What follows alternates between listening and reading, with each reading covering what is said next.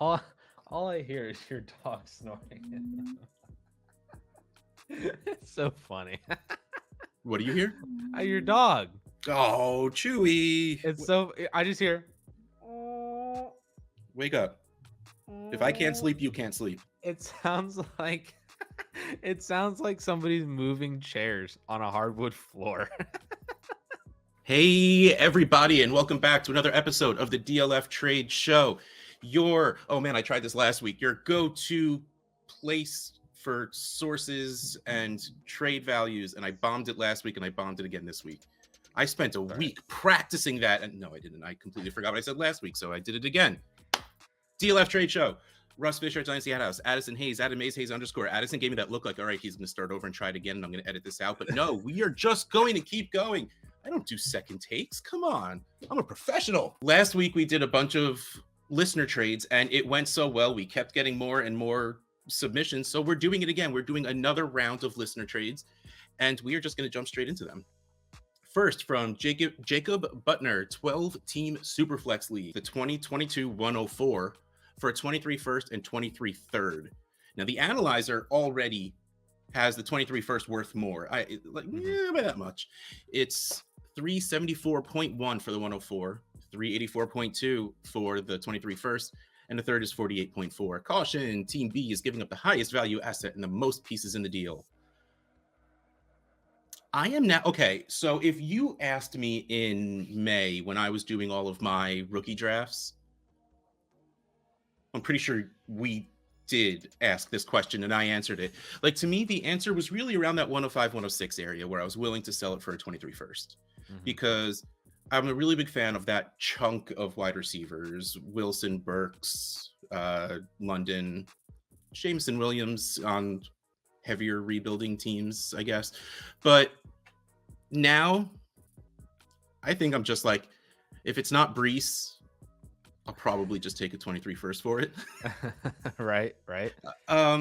Weirdly, like, I think maybe the rookie fever wore off. Maybe it's a combination of Burks having asthma, Wilson being on the Jets, like every player's value seems to have dropped except for Brees Hall, because he's still just a starting running back on a team that at least has a lot of weapons on it. So I'll take a 23 first over the 104. I agree with the analyzer on this one.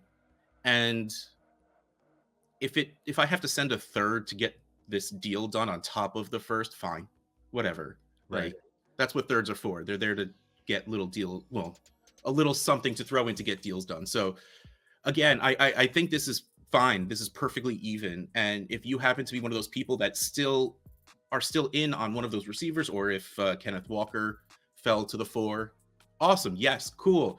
But to me, the upside of that 23 class and the value that will be gained by that 23 first are just more worth it at this point right now for me. Right. I don't remember if we've talked about this before, but I know I talked about it last night on Ask DLF, and just kind of things that I've been noticing myself on how I'm valuing the rookies in this year's class is that I love Drake London. I love him as a prospect. I think he's the best wide receiver in this class, the for sure 1.02 right now, especially given, Burks's kind of struggles and Kenneth Walker immediately coming out with like a hernia injury. So we'll see what kind of happens there. Yeah. But even that, I would take a 23 first over Drake London, so I'm saying I would take a 23 first over the 1.02. Yeah. Because I strongly believe in Drake London. I just think that the probability that you get an equal or better prospect or asset in next year's class, you could get that same Drake London at like the 110 with the number of quarterbacks in a super flex league you're going to have, the number of running backs you're going to have, and even potentially, 2 or 3 wide receivers ahead of London as well, where London could maybe at best be the wide receiver 3 or 4 in next year's class. And so we're doing that for Drake London, the 1.02. So as you drop down in the 103, 104, 105, that just becomes an easier move to make for a 23 first. So right here, the 1.04 for a 23 first, pretty easy. And so to tell you who was taken at the 1.04, which I think is going to make the decision that much easier, it was James Cook. I mean, All right, that happened already. I can't take it back. Um, Man, remember, like, at least Keyshawn Vaughn and Trey Sermon stayed at the end of the first. Like, Yeah. man, James Cook is getting taken early, and there is just zero reason for it. I don't get it. So yeah. Ooh, we have two trades from one guy. Kostyy, 12-team Superflex, tiered PPR with 0.2 points per carry. I am not a fan of leagues that make me value running backs, so this is going to be tough. Travis Etienne and Chase Claypool for Justin Fields. Now, clearly, tiered PPR is not going to be taken into account here, and I don't think there's points per carry on the analyzer. No, purely because I would never be in a league where it was necessary to check that box anyway. So this is a little tough to put in here, but let's go over it anyway. Travis Etienne and Chase Claypool, 304.8 for Etienne, Claypool 113.8 for a total of 418.6. Justin Fields on the other side is 487.8 by himself. It's super flex. It's points per carry. I want the quarterback that has that rushing upside. Now, I know Justin Fields isn't a running quarterback. Like, he's not Hurts or Lamar, the guy where there's a 50-50 shot he's going to just be running on this play, and then there's designed running plays. I mean, Justin Fields, at least to me, is a good quarterback who has the ability to run. So, I take that. I have absolutely started to, we'll say, taste the Kool-Aid that you've been pouring for Travis Etienne. Like, I'm nowhere near what you are, but I'm starting to see it. And I don't think, especially with James Robinson being, man, like, Achilles are the new ACLs, I think, is what we're getting to. Like, it used to be a career ender. Now it's only like 6 to 9 months and you're practicing again. Like, if James Robinson does come back and steals, not even steals, but, like, is that 1-2 down back, PPC isn't going to be great for ETN. And then you're stuck with 0.5 points per reception. And I'm going to shrug my shoulders at Claypool. Like, maybe you'll have some more insight as to how he might still be a thing. But to me, this... Trash. Yeah, like, this is Justin Fields pretty easily. Like, take away points per carry and make it full PPR. Like, in a regular league, this isn't enough for Justin Fields anyway. But adding value to Fields and taking value away from ETN, I mean, even heavier Fields for me. Right. And it also is because I believe in Fields. I know not everyone does. Sure. But I think that this is one of those moves that even if you don't believe in Fields, you could still make this move, because then that gives your roster more value. It allows you to make better moves down the road and stuff. Like, this is, to me, this is pretty easily Justin Fields, because it's the only quarterback in this deal in a super flex. Like you said, in points per carry, actually from week 4 on, Justin Fields was on a 17-game pace of rushing 110 times.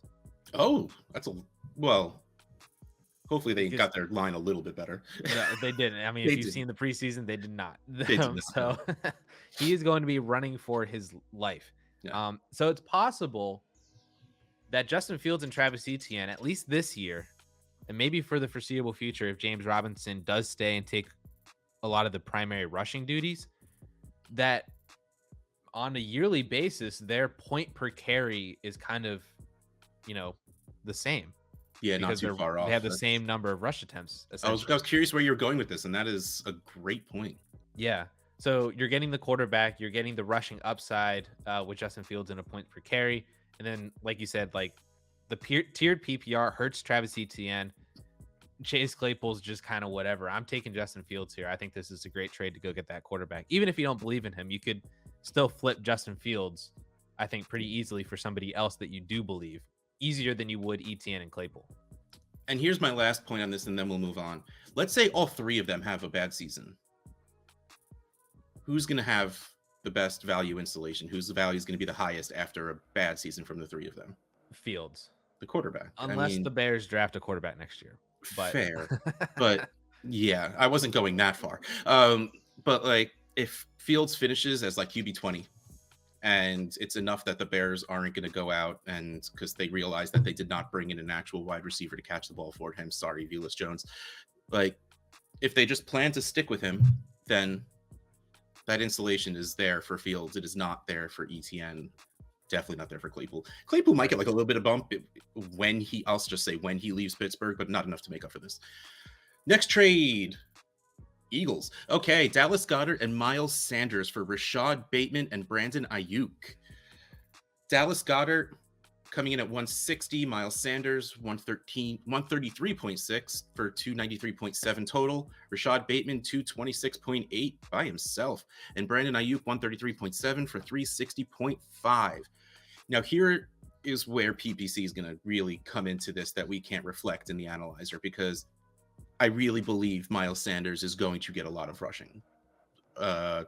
Rushes, that's the word, because that offense is going, I'm very much looking forward to this offense. Like, I think it's going to be fun. This is going to be, I have to say this very carefully, Seattle light from days past. Okay. Jalen Hurts is miles away from the passer that Russell Wilson was. But you have a mobile quarterback with a strong arm. You have A.J. Brown. A.J. Brown and DK Metcalf were drafted very close to each other, and different people let different players more. You have Devonta Smith and Tyler Lockett, not super dissimilarly. That was a very poorly phrased sentence, but you get it. They're not super different. Dallas Goedert is a much better tight end than Seattle ever had. Like, if they had Jimmy Graham like 6 years earlier, maybe not, but like he was on his way down by the time they got him. And while Miles Sanders might not even be Chris Carson, and definitely not Marshawn Lynch, like I said, it's light. It's like that. But when you have a mobile quarterback and a very good offense that will most likely be able to get the ball deep, you're going to get a lot of rushes, and you're going to get a decent amount of yards, because you're not going to be able to stack boxes. And the second A.J. Brown and Devonta Smith start running in a straight line, at least one of those safeties is going to have to bite. So I really do think Miles Sanders, especially in a points per carry league, is going to do very, very well this year. And then he might be worth nothing next year. So that's where it gets a little rough. You know, we have Mr. Penn State sitting over there, and that is a Kool-Aid I've absolutely drank. Well, that was a Kool-Aid that was absolutely forced down my throat going from Brian Hart to you. So, Penn State all the way. And Dallas Goedert will always be a pretty decent tight end, and you get that tiered PPR, which gives him a little extra value. Bateman and Ayuk are pretty risky.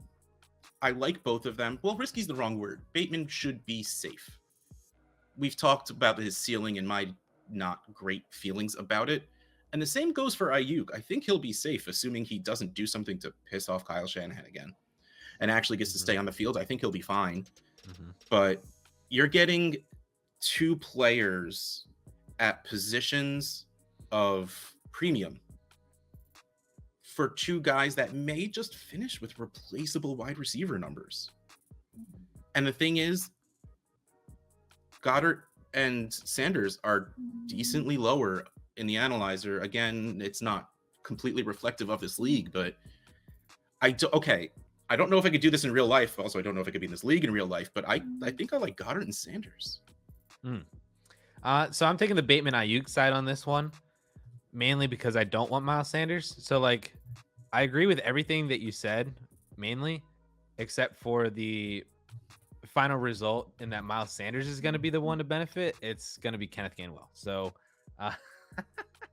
so that's where I'm at. But I really thought Gainwell was going to be a thing last year, and I feel very spurned by it. Of course, it's not like he had a lot of value or anything, and it's not like I wasn't ready to cut him, so I still have him on all those rosters. So let's go Gainwell still be a thing, but I'm not there yet because Sanders did really well at the end of the season when they started becoming a running team. Yeah, of course he did. He did really well the year before that for like the 2 games at the end of the year too. And I'm not saying that's going to be him the whole season. I'm just saying with a better offense, we might see better Miles Sanders. You are so upset about this. You are freezing. Like, you are upsetting your computer so much.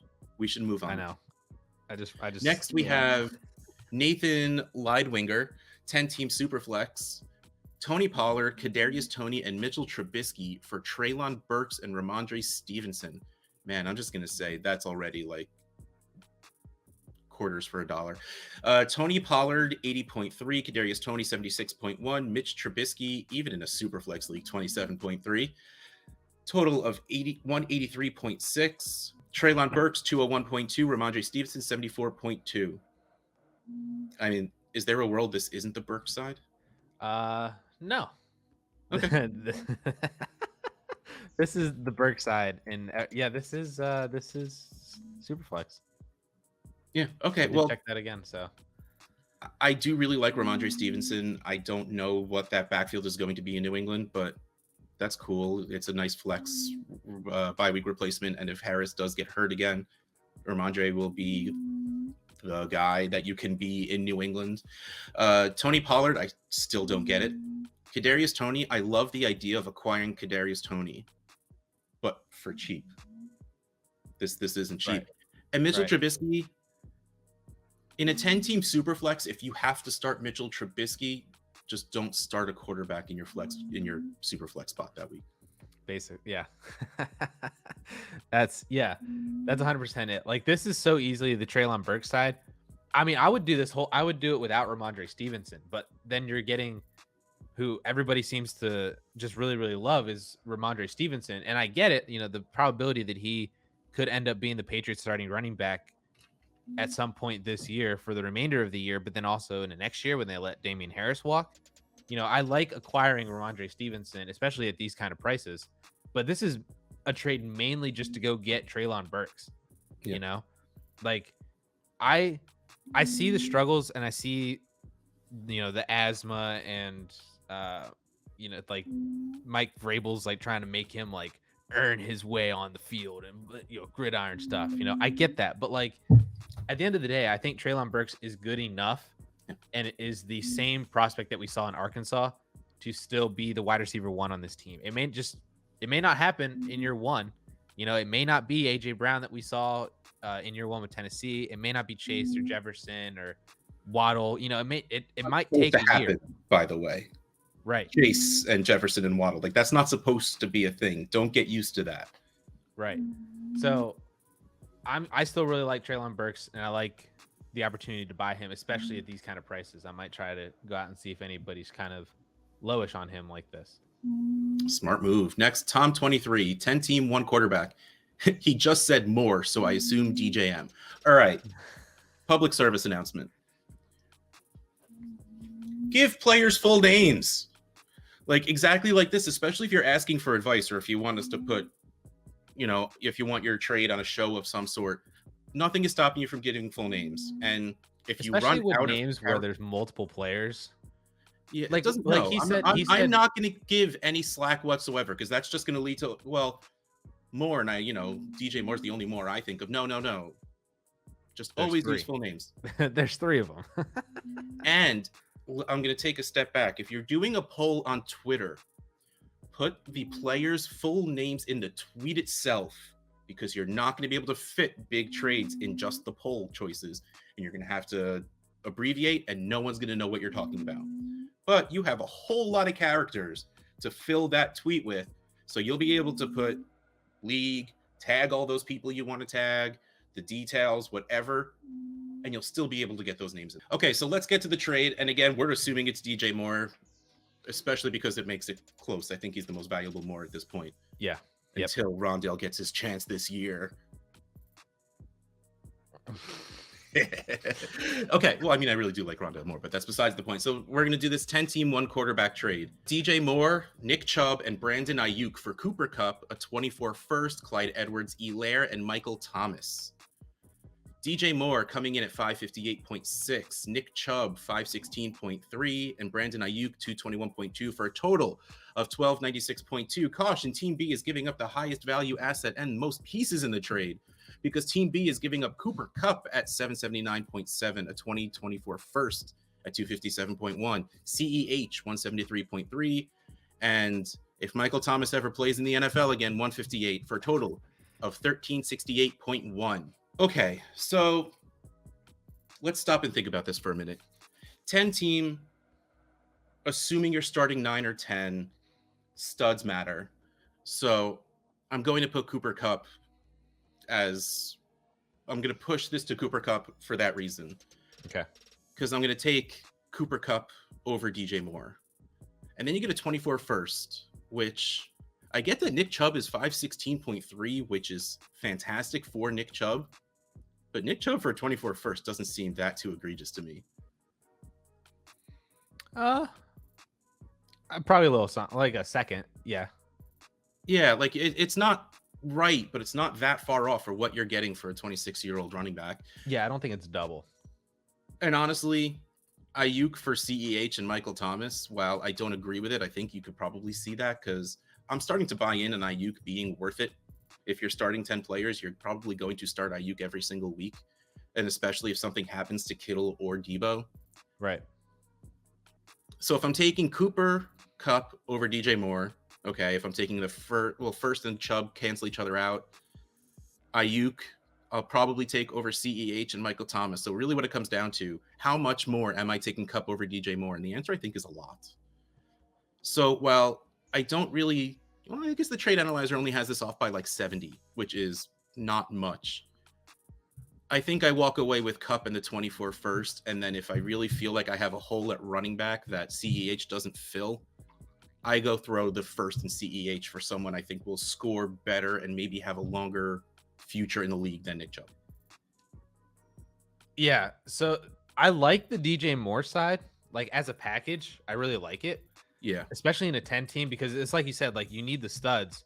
And while Cooper Kupp is the single best asset in this trade, the ability to have DJ Moore, Nick Chubb, and Brandon Ayuk is probably going to be a flex player more often than not, even in a 10 team, if you're starting enough people, to where that's almost half a lineup.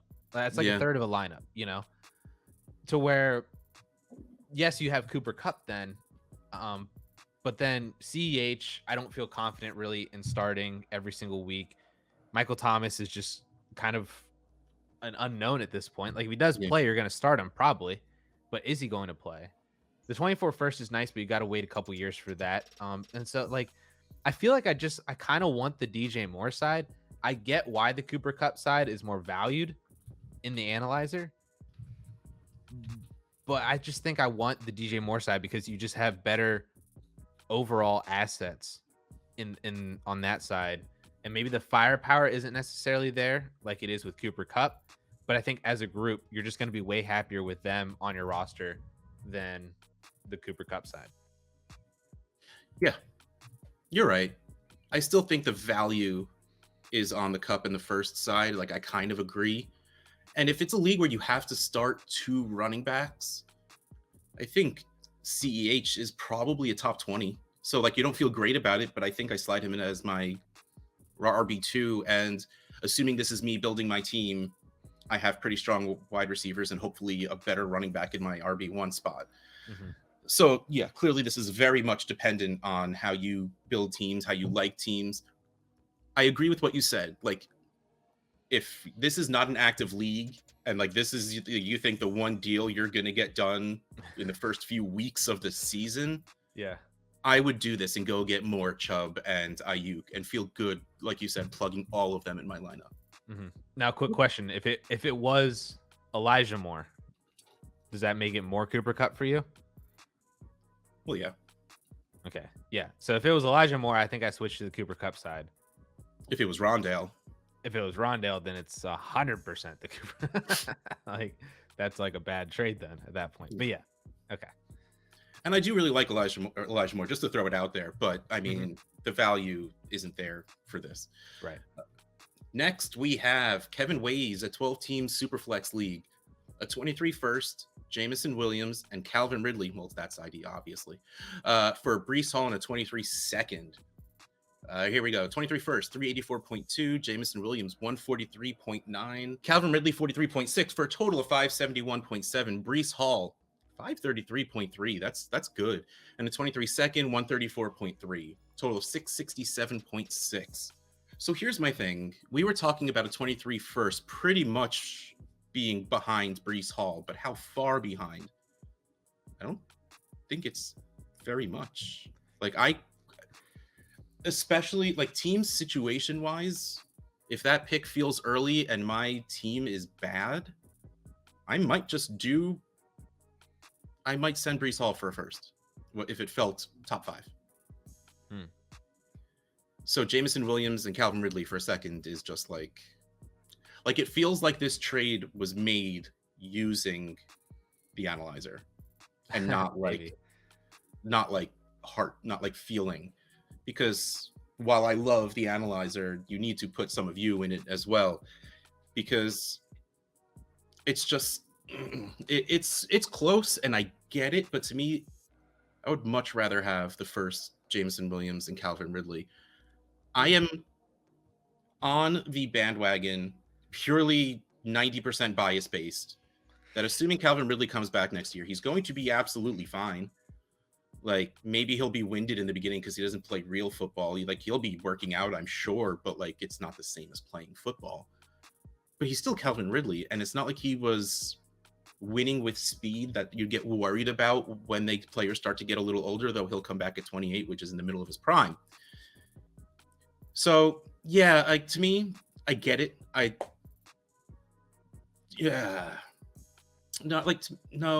like trying to. I want the first in Jameson Williams and Calvin Ridley. Like to me, the first and Hall aren't that far apart. Williams' value seems lower, but for absolutely no reason. And I love Calvin Ridley, and a 23 second isn't that big of a deal. So I want Brees Hall, and I would take Brees Hall over a random 23 first right now. Yeah. If you told me if it was early, I think that's a different conversation. But a random 23 first, I would take Brees Hall over. Absolutely. Yeah. And then Jameson Williams and Calvin Ridley are not enough for me to add to that first to get to Brees Hall, especially when you're adding a 23 second on the Hall. I think that's kind of more importantly the piece here, because that's really the difference. Kind of the difference. Yeah, it's kind of the difference is you just kind of get a free 23 second. If there's no second attached to Hall, I might do the deal. I would probably wish that it was not Jameson Williams because I'm not really a big Jameson Williams guy. Yeah, same. I love Calvin Ridley, but and so yeah, like I think I'm just taking Brees Hall here. I'm gonna be happy with what I have in Brees Hall, and if I'm trying to sell Brees Hall, I've seen a lot of other trades where you're getting more of a haul, or at least more of a complete package. More of a haul for Hall. Yeah, so we've been doing a lot of these lately. It's really good. I like the word plays. I remember you had Brees Hall listed on one of your players to trade away because you thought the trade value for him was seeming higher than what you think his value is. So right, the fact I mean that corroborates your story, right? Like you feel like you should be getting more for him than this actually goes down. Right. I'm trying to do something differently. Like this isn't the package that just excites me to trade Brees Hall away, especially whenever I have to add a second to it. All right, well, let's see. Jerome Simard in a 12-team Superflex league. Is Deebo Samuel enough to make you trade away Brees Hall? Because that's his trade, 1-for-1. Deebo 531, Brees Hall 514.8. No, I'm also going to take Deebo here. So these are both 12-team Superflex league, yet Brees Hall has two different values. How long ago did you do the Kevin's trade like a couple of days ago? No, I don't know. I don't really remember what happened here. Maybe love one that. Of them was one quarterback. I submitted an article for talking about Michael Pittman, and okay, so there may have been like 9 days a gap where I did not work on my article. So Pittman's value all of a sudden changes. And I even call myself out on it. I'm just like, here is where my lack of work ethic comes and helps me out, because a couple days pass and Michael Pittman's worth even more. I love it. Okay, so Deebo Samuel or Brees Hall? Oh wait, I said Deebo. I think I'm taking Brees Hall. I said Deebo at the beginning. So my answer to this before, like when I was putting this trade in here, was Brees Hall. And so I'm going to stick with that, because at this point, like for me, basically when we get to, would you rather have the elite running back or the elite wide receiver? I'm going to lean more of the running back. And then as we kind of move down towards the tier, I'm going the opposite way. Presumptive. I'm presuming that Brees Hall is going to be elite. I mean, I tweeted out there that if you just take the stats from the Jets last year, the rushing statistics as a team without Zach Wilson, just what their running backs did, and you give Breece Hall 65% of that, he would have been an RB1 last year. So I'm trusting in the volume that Hall is going to get. It may not come immediately, but I think, that he's just so highly talented and easily the best running back on that team. I'm sorry, Michael Carter, that it's going to be Breece Hall. You even cut me off from mine until he loses it to Michael Carter. Yeah, You're the worst. I know. And I'm just like, Debo's just like a weird, like, I like him. He's fine. I think he's kind of undervalued. This might be one of the best deals that I've seen with Debo involved that kind of properly values him as like a top 5-ish dynasty wide receiver. But I'm just going to take Breece Hall. Yeah. I think I take Debo, and it might just be my wide receiver over running back bias. And again, just not knowing what Breece Hall is yet. I don't think Debo needs to go crazy like he did towards the end of the year to keep his value. Like, I know we're going to get crazy about the couple of the wide receivers coming in 23, but I still think Debo will hold a top 10 wide receiver spot by the end of the season. Sure. If Breece Hall isn't great with the 2 to 3 top tier running backs we have coming in 23, it's going to be harder for him to hold a top. I mean, I have ADP up right now. So right now in Superflex ADP, Breece Hall is RB10. And a couple of guys will probably age out below, but you're going to get these new guys in also. So it might be harder for him to hold a top 10 spot in his position, where I think you want higher running backs higher than top 10, because that kind of melts together. Like, you want that league winning running back, and I don't know if Breece Hall will become that. So give me the high scoring wide receiver, where I think the glob of wide receivers that become replaceable is lower than 10. Wide receiver 10. All right. I mean, they're valued almost identically in the analyzer. Yeah, it's a fair trade. This is a 100% fair trade. It's just whatever one is your preference. Was I just proving you so right that you just had to stop it because you didn't want to change your mind? Or you're just like, Russ, what the hell are you talking about? Just stop talking. Let's move on. No. I just, it's a fair trade. You don't have to tell me. I'll figure it out. Next trade, our last trade, Geoffrey, Cassell. Man, like, I go through all those names without even thinking twice. And then, like, that's the one I'm like, oh God, what did I just say? 12 teams, Superflex, Jerry Jeudy, and a second for Travis Etienne. Jeudy 205.6, the second 134.3 for a total of 339.9. Travis Etienne by himself 311.8. I mean, you're the Etienne guy. Is that enough to make you move off Etienne? And on the other side, would just send that for Etienne. This one was so tough because I really like Jerry Jeudy. Same. I've said multiple times on this channel on multiple different shows that I think the Broncos wide receivers are in for a wide receiver one season, both of them. I'd be down for that. But I really like Travis Etienne. This one's hard. I think I would take the Jerry Jeudy side, because if Jerry Jeudy hits, his value is going to like just launch into the freaking moon as a 23-year-old wide receiver. Yeah. Coming off of like a wide receiver one, like top 15 season, like it's just going to launch. He's going to be probably a top 10 dynasty wide receiver.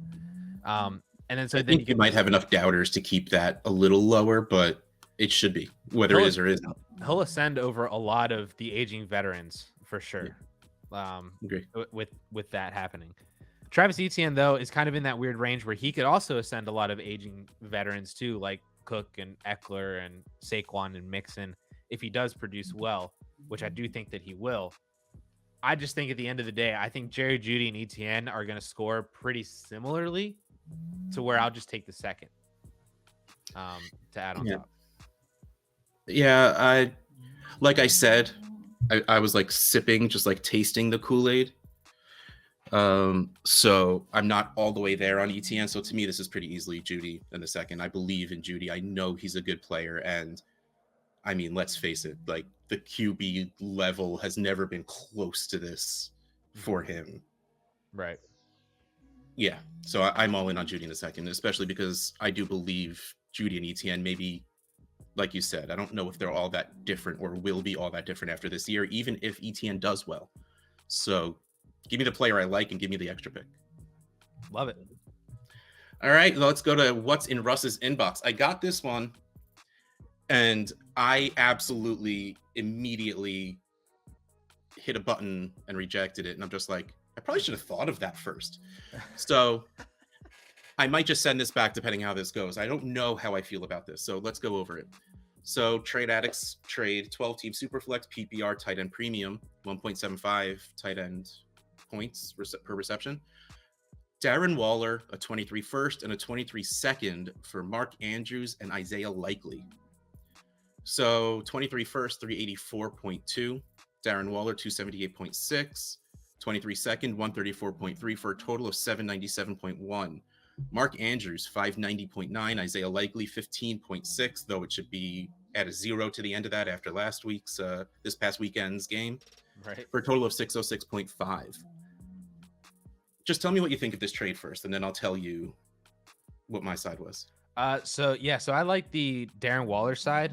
I like the idea of having Mark Andrews, but I think essentially that being able to move Mark Andrews for a 23 first and second and still maintain decent enough of Mark Andrews' production in Darren Waller, even though he's an aging asset, I'm going to take that side. Whether I'm competing or rebuilding, because I mean, if you're competing, you're getting the points and the first. If you're rebuilding, you're getting the first, and you're getting still a premium enough of a tight end asset in a tight end premium league that you should be able to move Darren Waller for pretty significant as well if you are rebuilding. So, yeah, to me, like, and so I guess to kind of talk on the opposite side, love Mark Andrews. Think he's great. Mm-hmm. I like Isaiah Likely. I just think that Likely is going to be a tight end handcuff for Andrews. Yeah. So it makes sense that he's paired with him, because I don't think you're ever going to be able to start Likely whenever Andrews is healthy. And at least up until this point, Andrews has proved to be pretty healthy. So there might not be many opportunities for Likely to really get an opportunity to be a consistent, solid starter for you for fantasy. He might catch a couple touchdowns. Maybe it's one of those weeks where he has 4 or 5 receptions, and it just kind of sucks that you left 15 points on your bench. But you're never going to know when those weeks are going to come when Mark Andrews is healthy. So I'm taking the 23 first, second, and Darren Waller here. And maybe you don't feel great about that, but I think that's where the value lays. That's where the production also comes with a little bit with Waller. And I just think that side makes a lot more sense. I'm on this emotional roller coaster with Darren Waller, where every once in a while I'm like, he's Darren Waller, he's gonna be fine. But Devontae Adams and Hunter Renfrow doing so well at the end, and Waller had a lot of trouble getting healthy again. But he's Darren Waller, he's gonna be fine.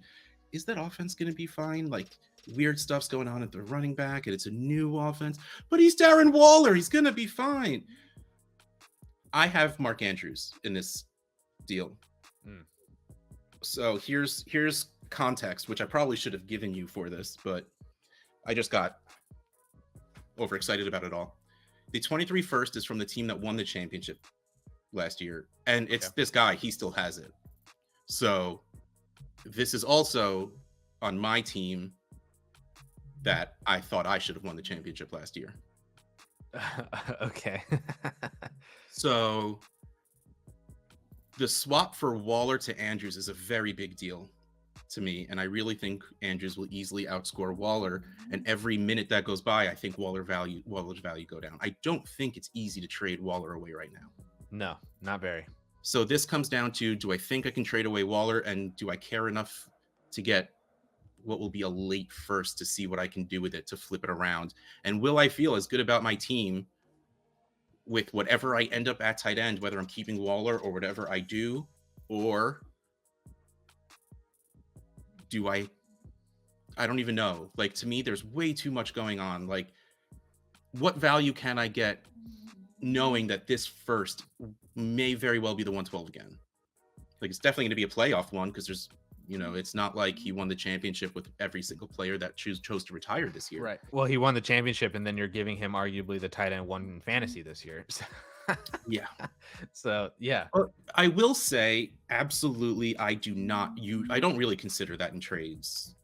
If your team is getting better, that's all that matters. Like, I would never reject a trade because I don't want to give a good team good players. Because if I like the trade, that means my team is getting better also. It's just, you have to put into a step further into consideration, especially with a trade like this, where this is literally me downgrading. Do I like the player I'm downgrading to, or do I think I can move him easily enough for a good enough value? And what about that first and second? Do I want to hold on to that? What am I going to do with it? Honestly, even though this is a trade addicts league, I don't know what I can do with those that would make me feel better than just having the guy who I think has a strong chance. Well, I mean, let's take a step back. Who's going to finish as a top 3 scoring tight end? Like, I don't care about tight end 1. I would love it, but like, it doesn't need to be. Like, so to me, like, maybe if it was a different player instead of Darren Waller, like maybe if it wasn't a tight end. Hold on, let's go see what let's get super specific, right? Real quick. Let me pull up my team. This might be the team that I have Kelce and Andrews on. Oh, by the way, I didn't have Andrews last season, so I technically do still have Kelce. So, what do you mean technically? Okay. We're doing this now. Hold on. What do you mean technically still have Kelce? No, I do still have. I was going to finish the sentence, but then I stopped myself, and then it made no sense with the half of the sentence. I'm pulling up this guy's team. So let's say I want to trade Mark Andrews away for something a first. Let's take the second away. Something in a first. Let's look at this guy's team. All right. I'm going to skip over quarterback because I'm happy with mine. He has Aaron Jones. Cooper. No, that's my team. All right. I have Aaron Jones and Cooper Kupp. Yes. Nice. All right. This guy's team. I mean, AJ Dillon's not going to fit there. Najee Harris is probably too much. Mm-hmm. Joe Mixon, maybe. I mean, give me Jamar Chase. That's fine. But clearly that's not going to happen. Mike Evans, I think we're in the same situation as Darren Waller. He has Debo. Oh. Like, so that's really what this comes down to is, do I want to do that kind of trade where I am taking the step back from Andrews? So Debo in the first sounds good, especially, I mean, because that's going to be, like we said, like a late first, like 110, 111, 112. So Debo in the 110 for Mark Andrews in a 1.75 tight end premium. Like, that sounds pretty skipped over DJ Moore's name. Oh, that one works. I think that works in there as well too. I think you could potentially get DJ Moore the first and the second for Mark Andrews. Like, just swap Waller for DJ. But do you feel good about that? I like it. Does he mean, have like a fun player to throw in? Mark Andrews, who ended up with... I think DJ's going to be good though too with Baker. I agree, but 160 point difference last season. Holy crap. But Andrews is going to come down a little bit too, I think. I don't think he's going to be the insanity that he was last year with receptions. Okay, so let's take another step back, and we don't have too much more time. We're going long and I have a meeting soon, but is the positional advantage of keeping those 2 stud tight ends worth it? Because especially when you have a big premium like I do, and you're going to have 2 of the top 3 or 4 scoring tight ends on your team. Is it worth it? Should I be expecting a premium on top to go get one of those guys? Like, I think I should, right? Like, this is almost, pay the tax to get a QB without sending one back, because I take it back. The DJ Moore one didn't make sense. Advantage, it's not the same. Yeah, I take the DJ Moore one back. that one doesn't make sense. Wait, no, what's over your shoulder right now? So other side. Nope, we're good. I'm gonna cover it up. Oh, you're covering it. Okay, that's like me. Anytime I go to talk about T. Higgins, my hand just slowly starts pointing up. I would be totally fine having both Andrews and Kelce. I mean, there's only like 2 other tight ends in the league that could even probably compete with that individually, and you have 2 of them. And that is a league where I'd be more than happy to start both of them, one in your tight end, one in your flex, because they're going to score like 20 points a game. Yeah. So yeah, I think you do need a premium, and I think all right, I'm gonna not so humble brag here. Start 10, Kirk Cousins, Tua. So I probably could upgrade a quarterback, but those two guys make me happy. Aaron Jones. I might need another running back. I have Christian Kirk, Cooper Kupp, Jarvis Landry, Terry McLaurin, Michael Pittman, Adam Thielen, Jalen Waddle, Mark Andrews, Travis Kelce, and the champ, Isaiah Likely. And I'm still all in on Jelani Woods being the starting tight end in the Colts and just destroying, even though it's not going to happen. Could you do a quarterback upgrade? Who are his quarterbacks? Scroll. He has Lamar and Josh Allen. Holy crap. All right, so he wants the stack. Wow. I can take advantage of that. Go try and trade for Josh Allen. Oh, man, trade for Josh Allen. What do you trade for Josh Allen? What if you offered like Mark Andrews and Tua for Josh Allen? That's not enough. Is it enough? No. That might be fun, though. I don't think he would do it. I mean, I wouldn't on the other way around. It's Josh Allen. That's the guy who finished as the QB1 the past 2 years, and there's no reason for that to ever change. The analyzer has it pretty close. There you go.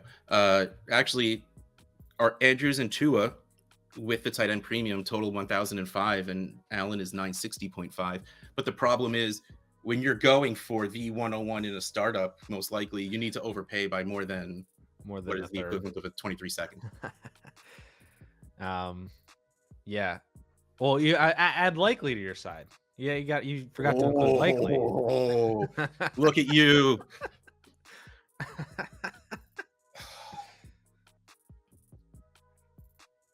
I think you have something here, because both your teams are so good that you could just be moving assets across to each other, and there's a trade in there somewhere. I just can't put my mind to it right now. I'm while we're keep this up on my screen and just stare at it for a while.